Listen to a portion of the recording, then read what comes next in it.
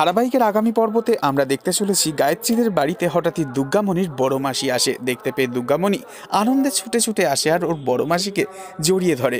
খুশি হয়ে দুর্গামণি গায়ত্রীকে বলে, আমার বড় মাসি এসে গেছে, এবার আমি মায়ের কাছে যেতে পারবো মাসিমণি। দুর্গামণির মুখে এই কথা শুনে খুবই সন্দেহ হয় গায়ত্রীর।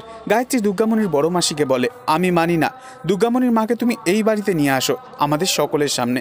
তখন দুর্গামণির বড় মাসি খুবই চিন্তায় পড়ে যায় আর মনে মনে বলে, এই সেরেছে, আমি এখন দুর্গামণির মাকে কোথা থেকে আমদানি করি।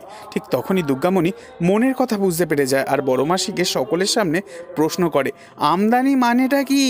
দুর্গামণির এই প্রশ্নে প্রকাশের বাবা বলে ওঠে, আপনাকে তো খুব সন্দেহজনক লাগছে, আপনি চলে যান এই বাড়ির থেকে।